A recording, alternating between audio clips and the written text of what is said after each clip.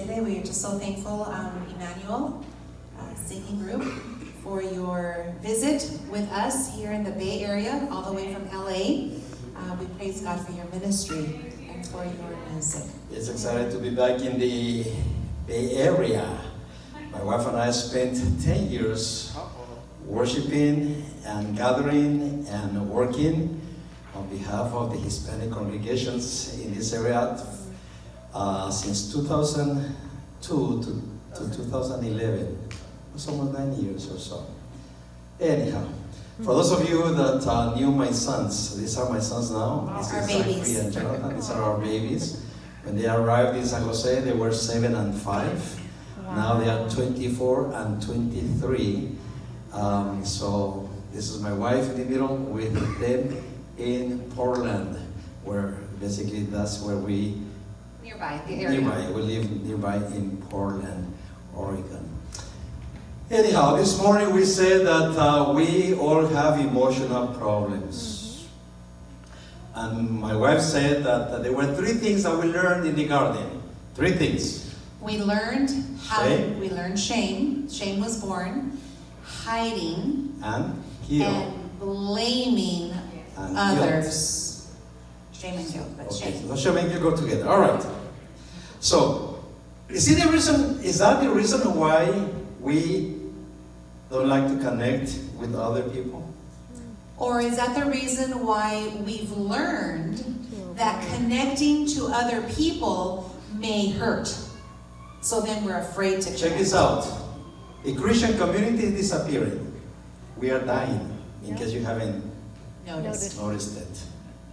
We are dying. We are disappearing. And you know why? We are disappearing because we don't want to connect. Well, we don't want to come to church because we'd rather watch church on a screen where I don't have to say hi or hug anyone if I don't And I want don't to. want to connect because I don't want her to know how damaged emotionally I am. So we hide. We're afraid. We don't want to connect. So we are staying away from each other. This is the reason why relationships are in the way that they are. And then people eventually they decide to get married because of course you don't want to be alone. You want to connect with somebody, you want to get married to somebody, hoping that maybe you can be real with that person. You can be authentic and transparent. And what happens is that very quickly you learn that if you reveal yourself just like who you are, she might leave you. She might take off. So you decide, I'm going to continue hiding. That's right. You So- want to tell us your little story? Or is it too early? No time for little stories. No, But we might give you. They're good little stories. though. If you want to hear it, you may want to come this afternoon. By the way, we're going to be giving you just a taste of what we're going to be discussing this afternoon. But this is what God intended. You connect. It is intimacy, real intimacy. Emotional intimacy. But for this to exist, you have to be a real person. Authentic. And that's the problem. Transparent. Some of us don't even know how to be real people. That's right. Well, we learned. This morning you read that what is happening to us is that because we denied and we hide ourselves, our humanity starts dwindling and dying. We become machines, inauthentic machines, wearing happy Sabbath masks. So, the way we are living life is not working for nobody. It's not working for us. And our children are saying, I don't want to be like you. That's right. Thank you very much. But it's going. Our children are saying, I don't want to do life the way you did it. Our children are saying, if that didn't work for you, then most likely it's not going to be working for me neither. So let me do my own thing. And guess what? Our children are taking the risk of being more authentic than what we ever were. That's true. Very true. We're going to die. And you know how we're going to die? This generation, when we say we, I'm talking about my generation, okay? Most of you are younger than me anyhow, so I'm not talking to you guys. I'm talking to my generation. We're going to die fragmented and lonely. Oh, yeah. Because we could never establish this. And Because you see people like us with grown children and grandchildren. And the grown children and grandchildren don't necessarily like to come visit us. That's true. Holidays, well, they have to do some holidays. But boy, are they happy when the holidays are over.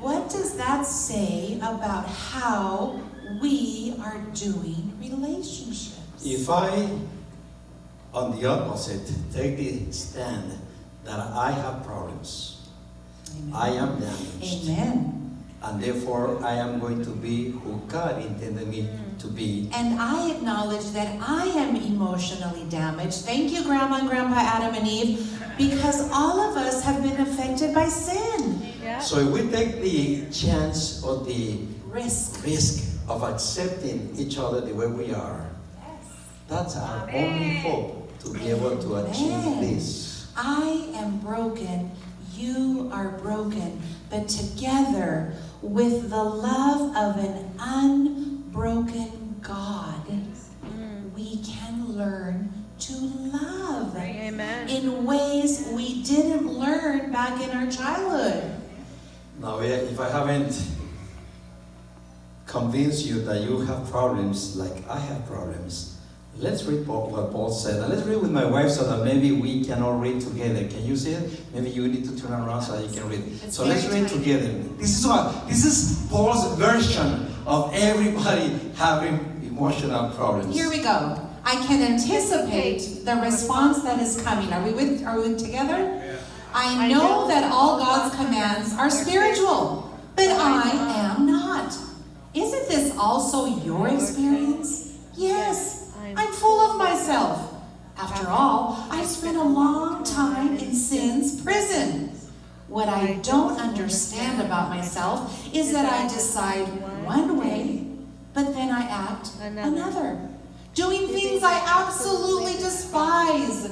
So if I can't be trusted to figure out what is best for myself and then do it, it becomes obvious that God's command is necessary. Verse 17. But I need something more. I don't hear you. Maybe it's too tiny up there.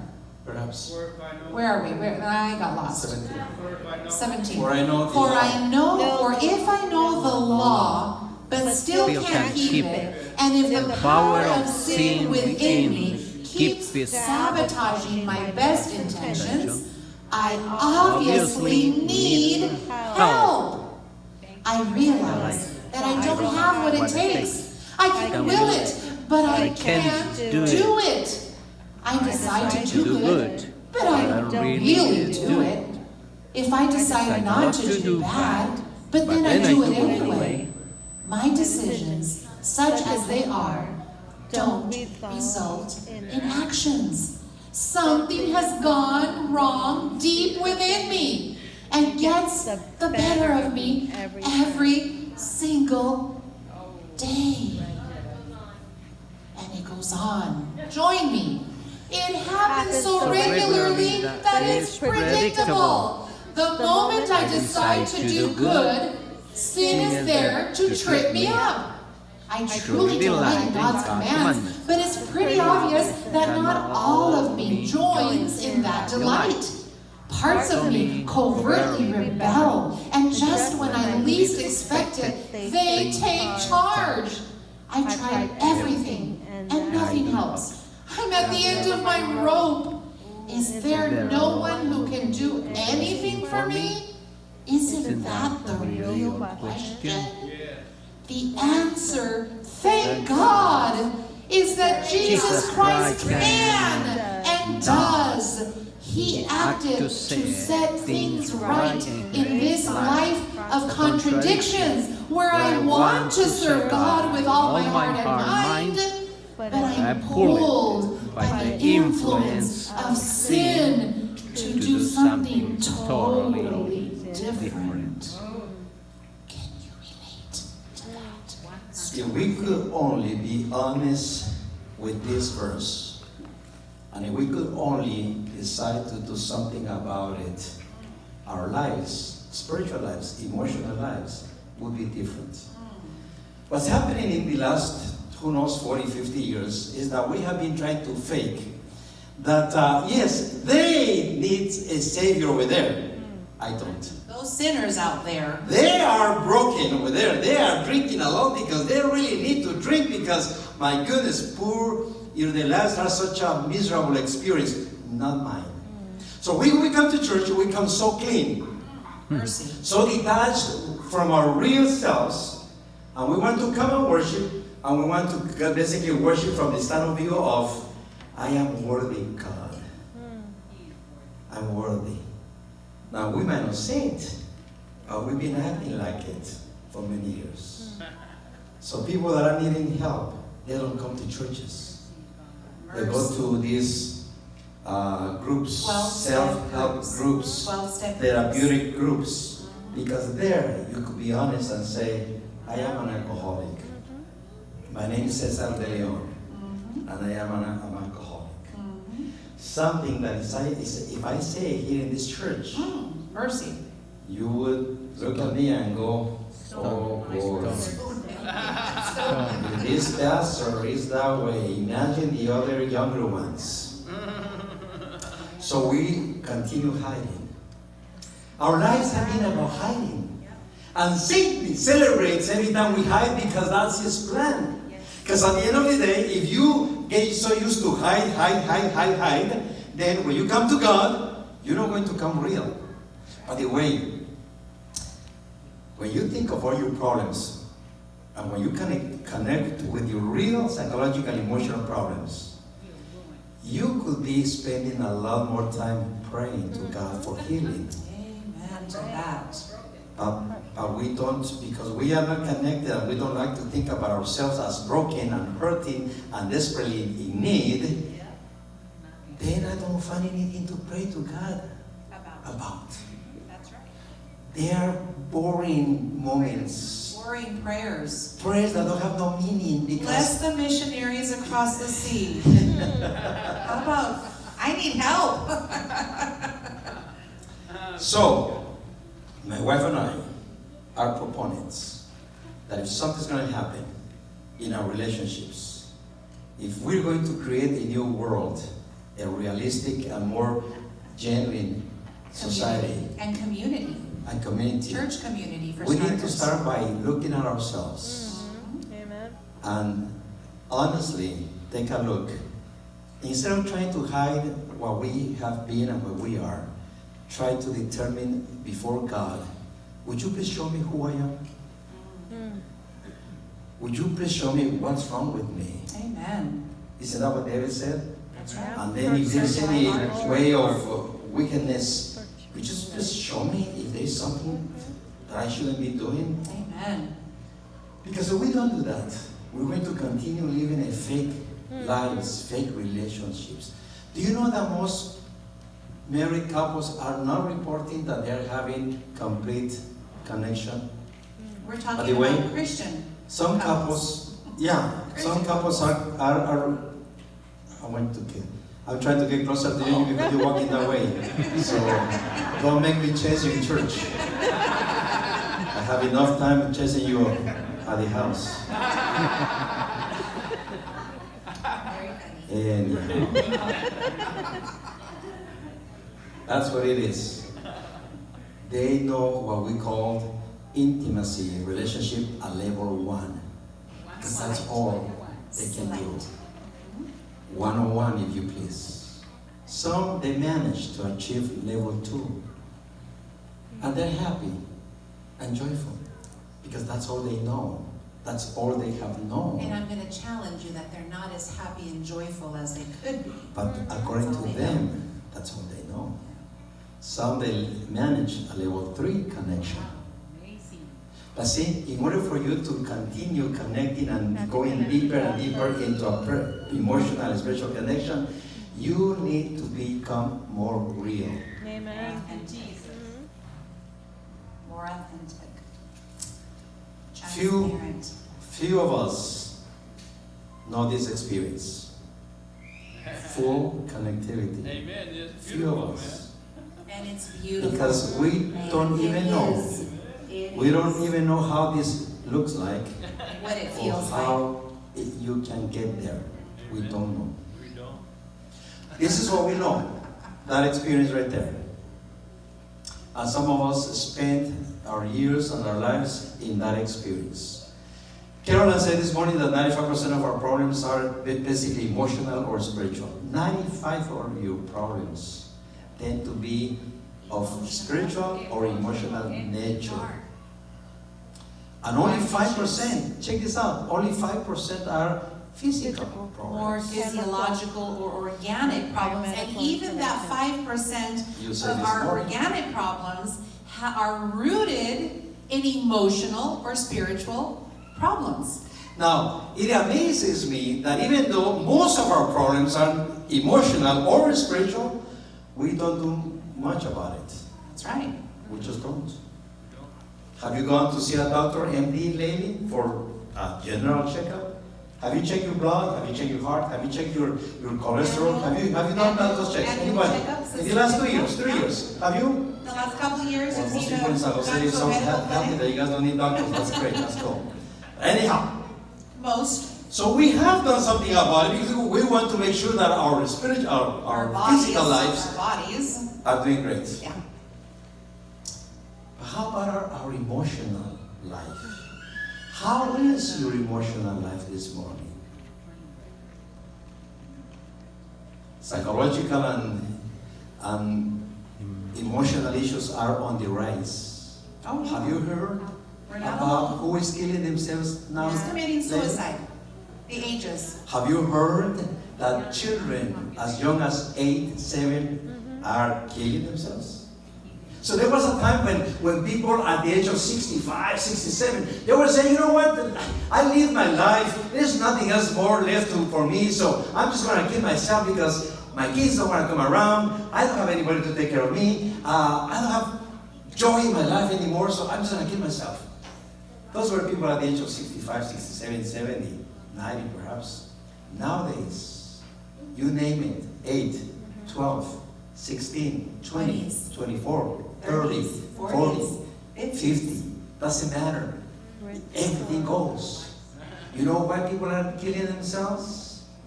Because there is just no sense and there's no meaning to life. It's empty. By the way, the more you have, the chances are that you're going to kill yourself quicker than those people that don't have anything. People in Central America, where I was born, are not killing themselves. At the same rates. Very People low in China suicide or rates. Africa are not killing themselves. We are killing ourselves. In America, the United States of America. We got the The cars. land of plenty. We got the houses. The jobs. We got the jobs. We got the insurances. We got everything. Except one thing. Except one thing. I am lonely. That's right. We live under the same Yeah. roof. We may sleep in the same bed, although for some couples they've already have separate rooms. But you may even have a checkbook in common. But I feel so lonely. And loneliness experienced in close proximity to another human being is more lonely and more painful than if I am living alone. Because if I'm living alone, I expect to feel lonely.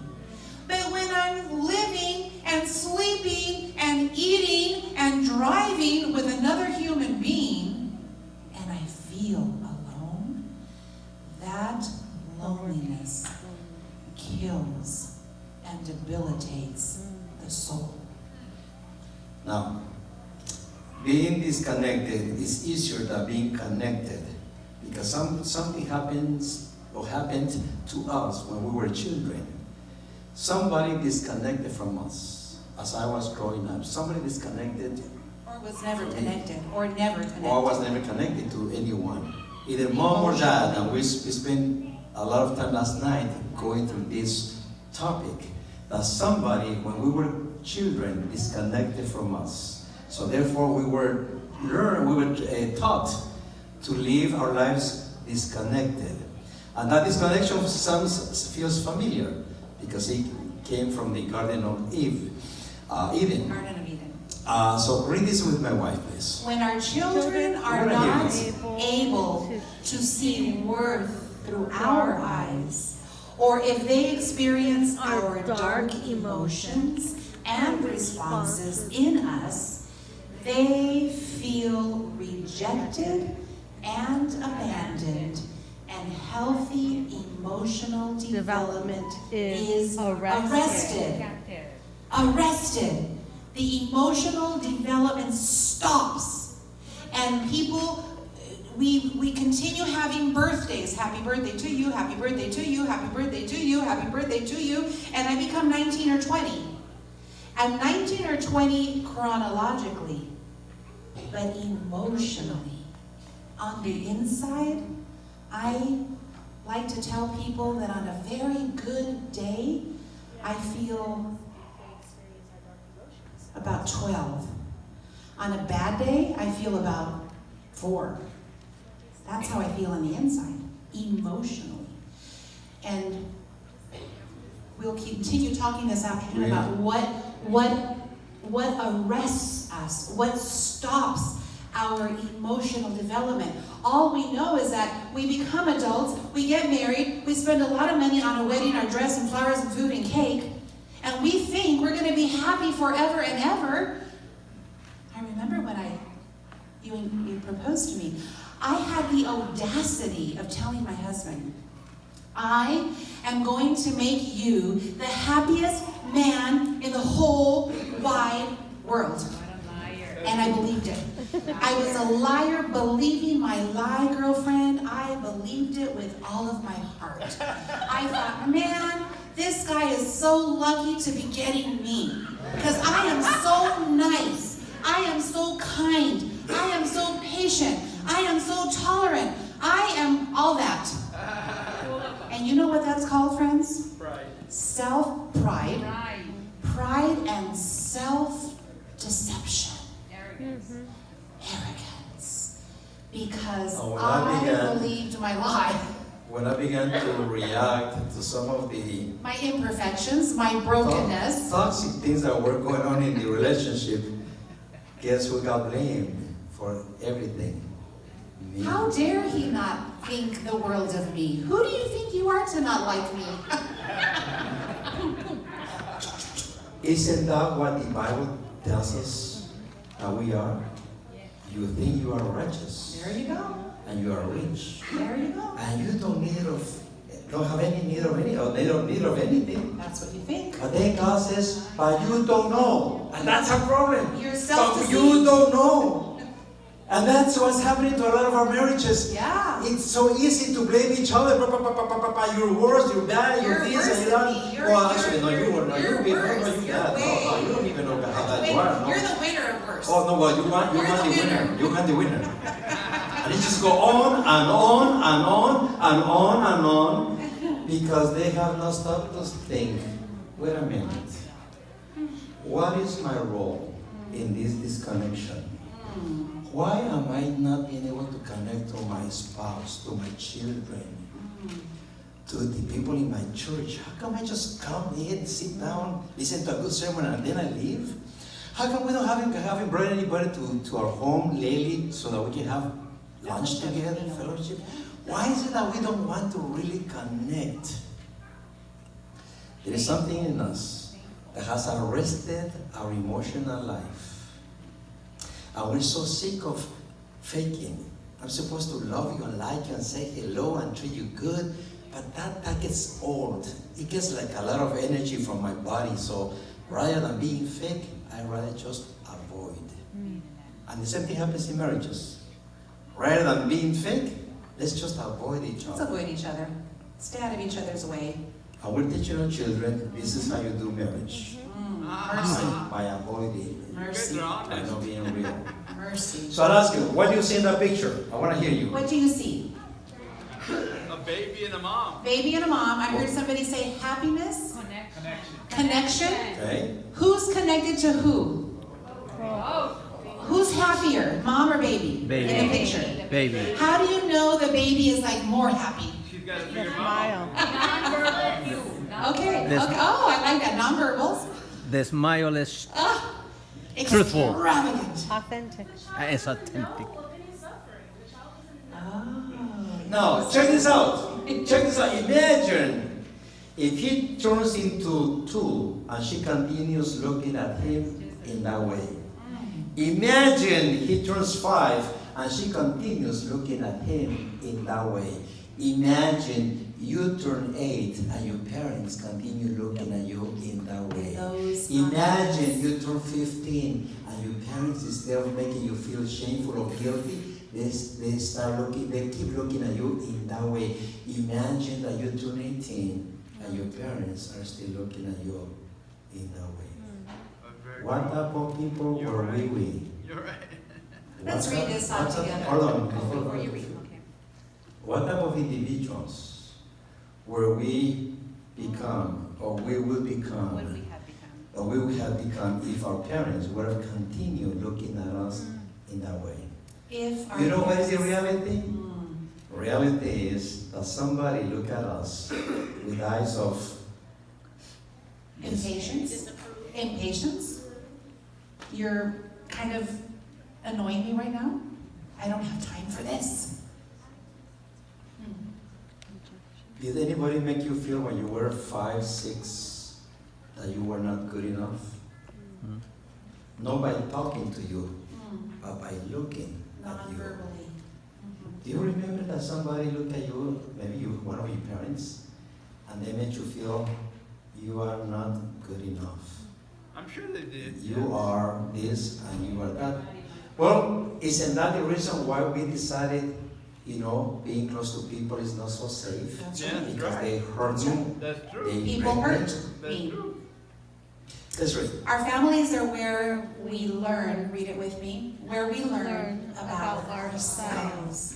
Our core identity comes first from the mirroring eyes of our primary caretakers. Our destiny depended to a large extent on the emotional health Of our of our character. caretakers. Oh, Wow! so It doesn't if, say emotional, so, I added the word emotional. so if mom or dad had psychological, emotional problems, guess we learn to mirroring those experiences. They're with us. That's what we're talking about. This is why we believe that when your children are very tiny and small, Satan comes after your parents in a major, basically declares full war against your parents, because if you damage this relationship, you're going to be damaging them for Innocent life. children for life, that's So right. because he cannot come after them because somebody said, oh, he's small, he doesn't know about the problems or crises in life, but we do. So Satan will come and touch and damage their lives by damaging this relationship. That's right. So we are firm proponents that when you were little, Satan was coming heavy duty against your parents, That's right. trying to destroy them. That's right. That's true. Some of you, Satan got your father out of the home. If I ask you how old were you when your father left for the first time, you would say 4 or 5 or 6 or 7. If I ask you how old were you when you saw your father hitting your mother, or your mother running away with somebody else, you will say, I was a child. How old were you? Don't remind me, I don't want to cry. I was 6 months old. So he doesn't remember, but he remembers. What do you see? A father and a son. Engaged. Playing football. No, they were looking at each other. Playing electronic games No. together. No. They're Engaged with each other. This is called attunement. And some of us don't know what that feels like because no one has ever been attuned. Attunement. In attunement. Attuned. Being attunement. Being In tune. in tune. Be in tune. But the word is attuned. A-T-U-N-N-E-D. Attuned. Emotionally feeling Some of each us other's feelings. don't will never know what this experience feels like. That's right. Now, you know what's interesting though, honey? We come from homes where our mother was depressed, our father was an alcoholic, or they were really trying hard to be good Christians and they were trying their best, but they were so busy working and trying to do their best that they kind of neglected us emotionally. In any event, we never felt that anyone was attuned to us, and then we fall in love and we get married, and I'm thinking that I finally found someone who's going to be attuned And there's to me. attunement for a few months. Right? While you're dating, before the wedding. There's attunement for a There's while some there. attunement. But then it goes away because the attunement disappears as the frustration levels go high and go up. Let's read together. The strength of this ability. Let me hear men. Where are the men? Okay, let's read with me. Men. The strength of this relationship bond is what? The primary predictor of how well a child will do both in school and in life. Wow. Wow. My dad was a loving father. I don't have anything. Praise the Lord. Amen. You're a lucky You're a man. blessed He was a man. loving father, man. You're a blessed man. You're a blessed man. Eye contact, when one looks at one's child affectionately, the kids pick up on the positive emotion and they feel safe, relaxed, and happy. And guess what? A relaxed and positive and safe and happy brain can do. When a baby's brain is safe, relaxed, and happy, it can develop, it can grow, it can expand, it can experience. Now, here is the good news. If you didn't get this experience when you were growing up, God gives you a second chance. Amen to that. Amen for God, the God of second chances. Amen to that. Amen for, so don't feel like, okay, I missed the opportunity, so I'm messed up for life. No. You don't have to. No. Okay? Amen. So stick around and we'll tell you why you're not messed up and you have hope. And we all have hope We all have in somebody whose name I will not say right now. Okay, let's go quickly. Let me talk about abandonment trauma, or is there no time for that? Okay, Really? if you're just wondering, which one do you want to see? Yeah, you can. Which one? The other one. That Oh, the one. whole thing? Oh, you have to pay me more money. Okay, there it goes. There it goes. Another one. This one. Okay, that one. Okay, I'm gonna put the whole thing there so that you can take a picture of the That's a whole really thing. good one that I would take a picture of if I were you, because you'll identify abandonment trauma. This is how most of us were abandoned. Okay? In my case, my father abandons me because he takes off. He leaves, alright? In my mother's case, my mother has to go to the hospital when I'm born because she became infected with tuberculosis. So imagine a mother that has been infected with tuberculosis while she was expecting me. So when I'm born, the doctor said, the moment he's born, you gotta go. So she went. And I didn't see my mother maybe until a year and a half later. Wow. Yes. So I didn't know that I had been Double whammy. I had been a, what do you orphan. call it, an orphan. It just hit me the other day. I was an orphan. For those Because first if you lose mom and dad, You have nothing, nobody. You have so God. here are the, that's the reason why I'm here. Yes. God, he says God in the And living. your grandma. All right. Your grandma. Now, quickly, in case you're wondering, he's talking to the wrong crowd. In case you're wondering, boy, these De Leons, they're missing the topic. They're missing the crowd. Because they are talking to the Adventist people that are healthy and are Perfect. good Perfect. and coming in church that has everything just going so good for them. Well, if you don't understand what we're saying is, there it is. Here is your trauma scale, or scale that measures trauma. So there it goes. If you have experienced rejection in your life, you got trauma, level 1. You've experienced frustration, come from a home full of frustration, and you have lived your life frustrated with everyone. For lack of most time, of we're the just time. going to, Anger. Anger. If you came from a system where there was a lot of anger, if you're an angry individual, there's trauma, level 3. If you are a depressed person. You probably came from a depressed family system, and you didn't even know that when you were a baby and a little 1, 2, 3, 4, 5-year-old, you were already depressed, and now that you're an adult, you're still depressed, and you don't want to be depressed, and you don't know why you're depressed. You have a degree of trauma.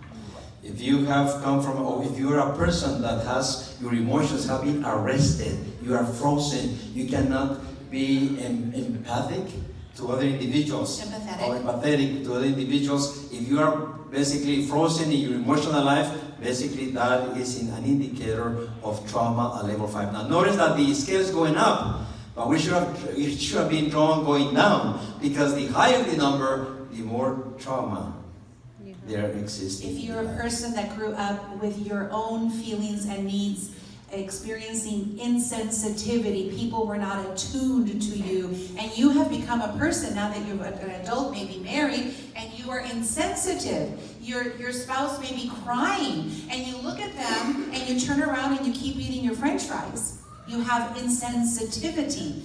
That's a degree of trauma. Impulsivity, are you an impulsive individual? Were you brought up in a home where there was a lot of impulsivity? Trauma level 7.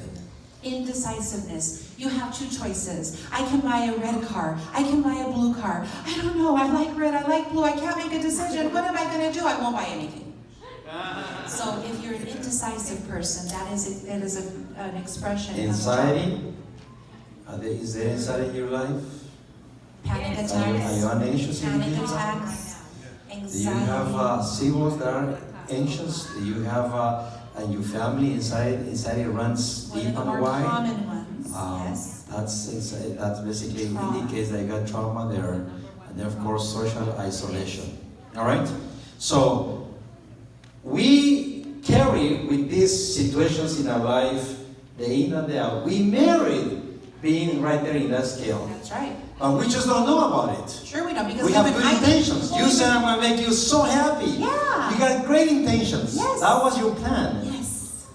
But deceitful is the heart more than anything else. Yes, it is. Right? Wicked. Wicked. Wicked. Who will understand it? So, like Paul, we mean well. We want to do good. We want to be love. nice. We Yes. want to be connected to our spouses, to our children. It just doesn't, it's not as easy as we think it should be or should have been. That's right. Well, this is the test that we're going to give you this afternoon, and we're just going to give you this test very quickly so that you will understand where are you in regards to your emotional life.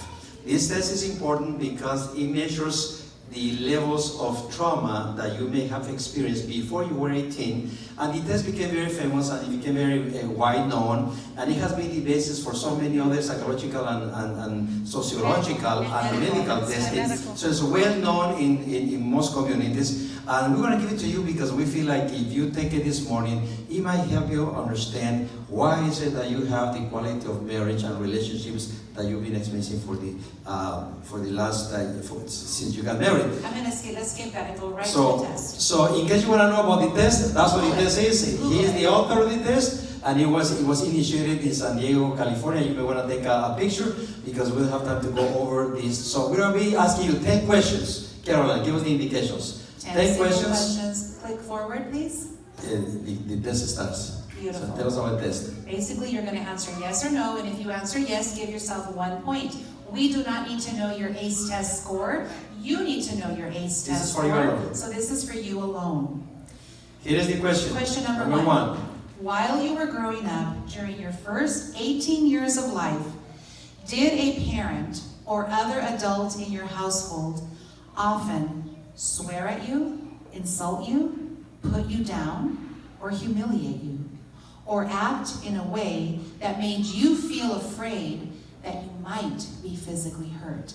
Yes or no? This could have happened one time. This could have happened 1,000,000 times. If it happened, give yourself a 1.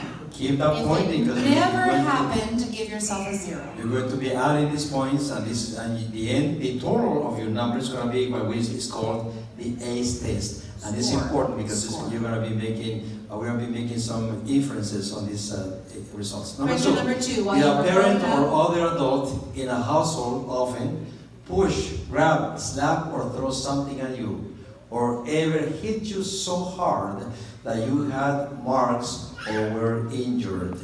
Yes or no? Question number 3. While you were growing up during your first 18 years of life, did an adult or person at least 5 years older than you ever touch or fondle you or have you touch their body in a sexual way or try to have oral, anal, or vaginal sex with you? Yes or no? Did you often feel that no one in your family loved you or thought you were important or special? Or your family didn't look out for each other, feel close to each other, or support each other? Yes or no? Question number 5. Did you often feel that you didn't have enough to eat, had to wear dirty clothes, and had no one to protect you? Or your parents were too drunk or high to take care of you or take you to the doctor if you needed it?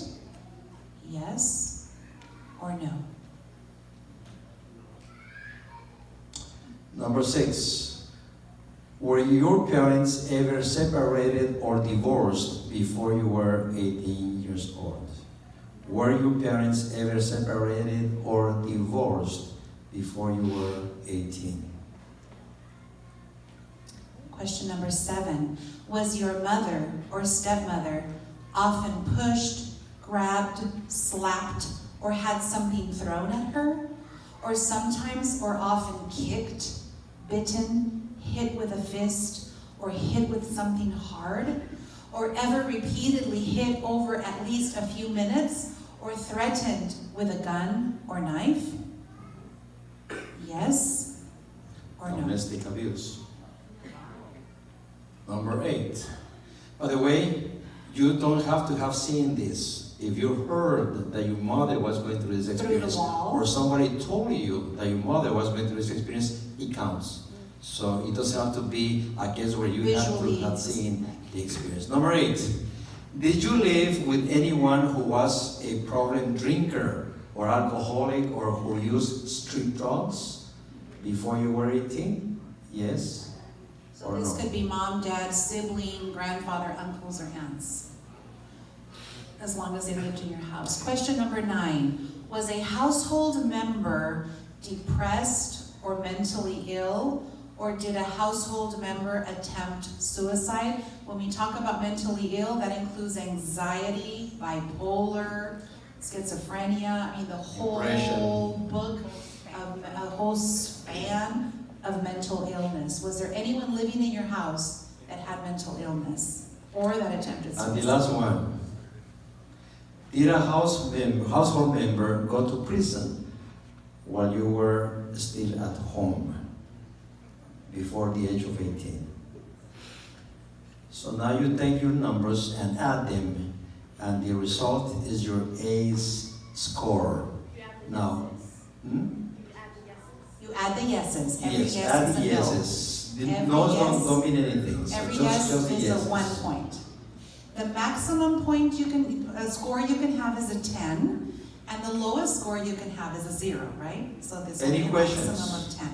Any What questions? does it mean? We're going to tell you what it We'll means. tell you right what it now. means. Right now. Put on your Now, before I tell seatbelt. you what it means, I'm going to tell you something. We've been giving this test to thousands and thousands and thousands of people.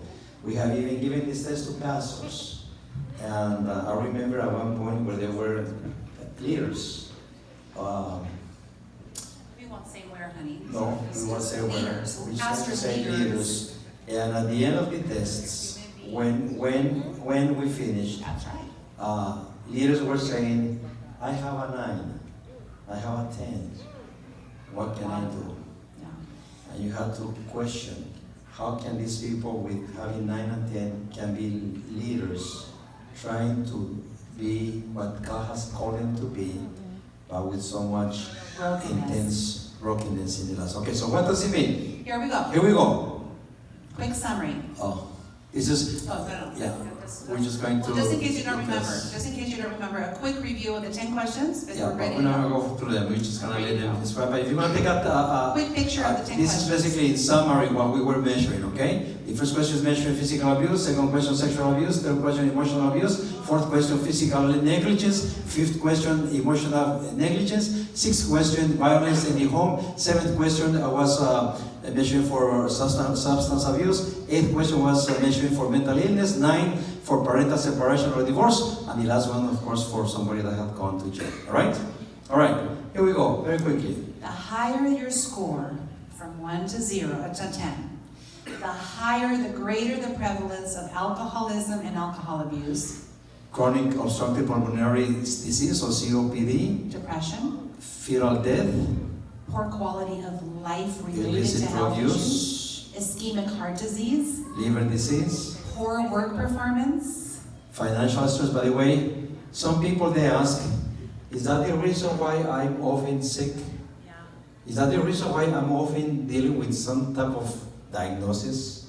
Is that the reason why I'm always having, any type of pulmonary sicknesses? Pneumonia. Is that the reason why I'm always bronchitis. going to the doctor having to take medication? Yeah. Yes, this The is the answer reason. is yes.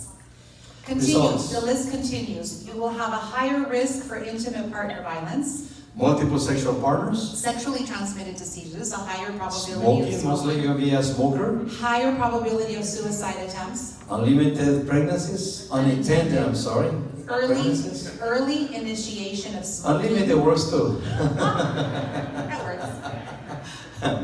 Early, those Early words are so initiation of small. sexual activity, Adolescent pregnancy, risk for sexual violence. poor academic achievement, That's important. Poor academic achievement. Most kids are not born dumb. By the way, Traumatizes it is the through brain. taking this test that some people for the first time realize, wow, is that the reason why I've maybe experienced some of those things in my life?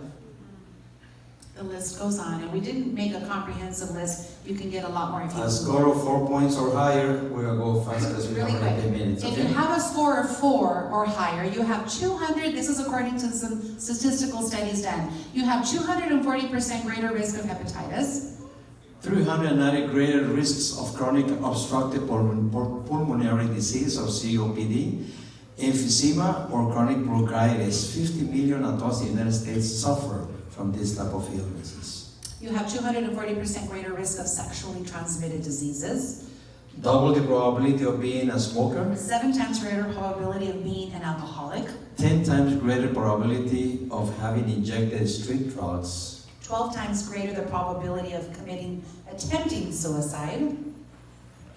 Does this make sense? Correlates. It's correlating.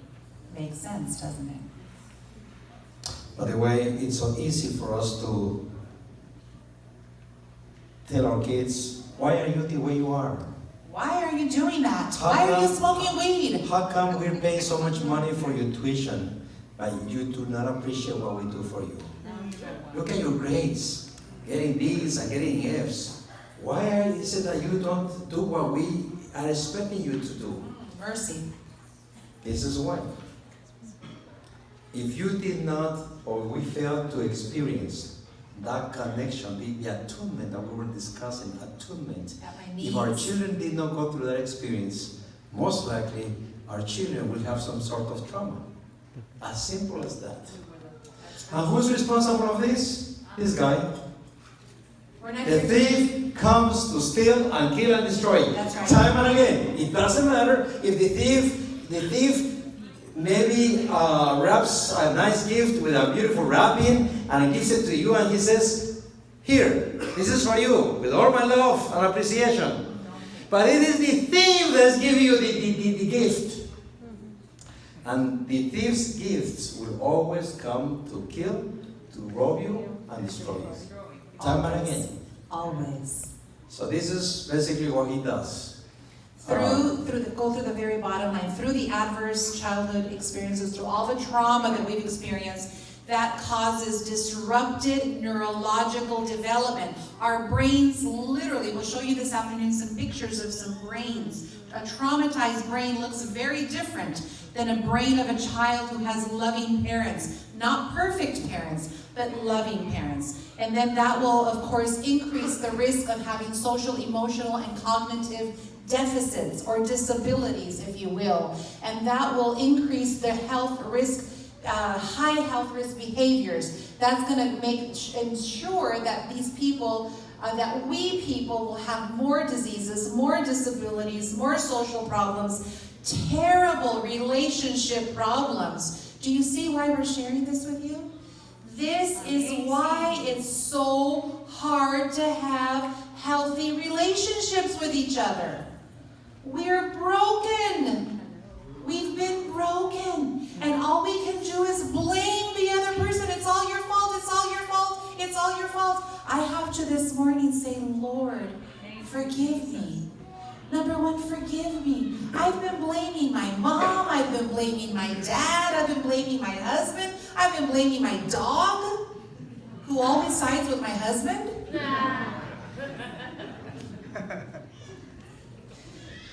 We need to finish. Maybe if we just finish, because I think our time is up. When Jesus said, and he started his ministry with specific words. Remember the words? I have come to those who are rich, healthy, strong, have everything put together. Do you understand why of anything and everything that Jesus could have said, he started saying, the Lord has anointed, the Spirit of the Lord has anointed me. To do what? To do what? To restore the people with A's scores. You understand now? You see why the gospel is so meaningful, it's so powerful, it's so attractive, so good news? Because basically when Jesus came down, he was saying, I have come to affect your score. And take it and mess up with your score because the devil, messed up with you. But I have come up to mess up with that thing that has messed you up. So Jesus is the great mess-upper. Do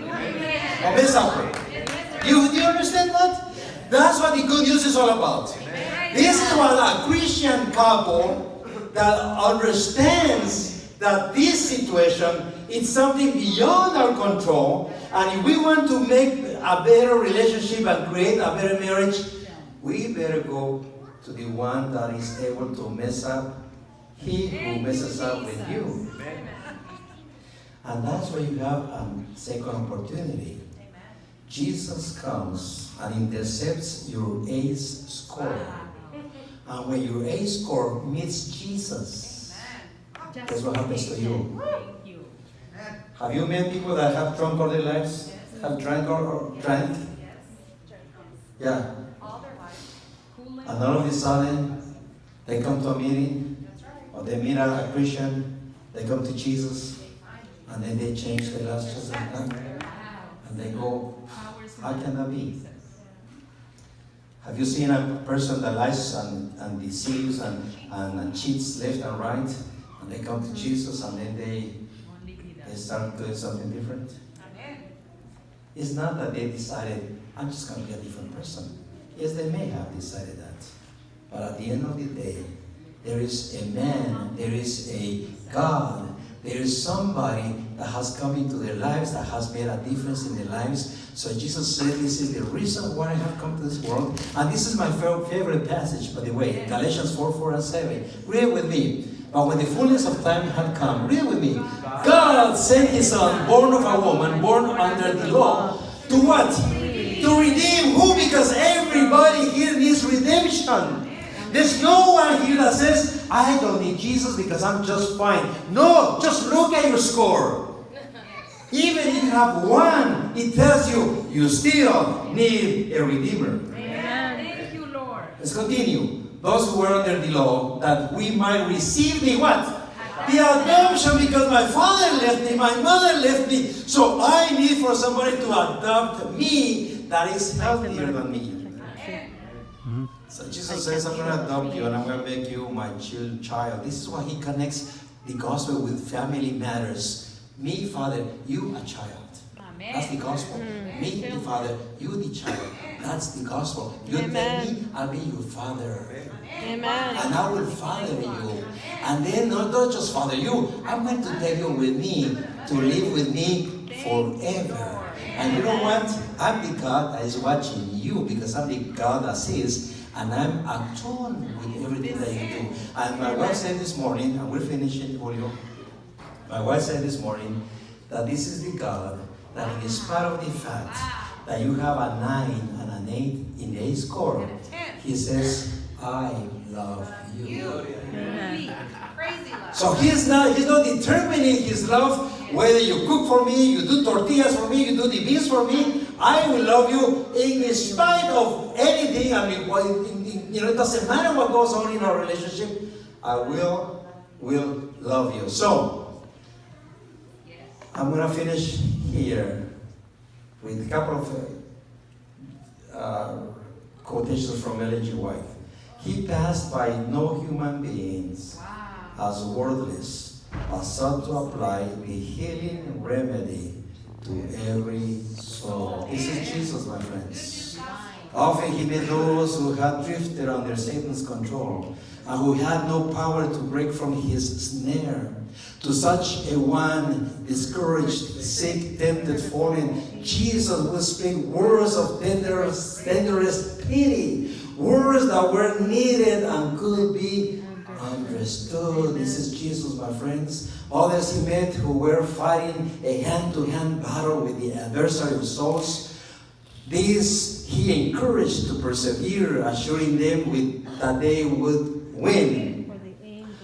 For the angels of God were in their side and would give them victory. I gotta finish.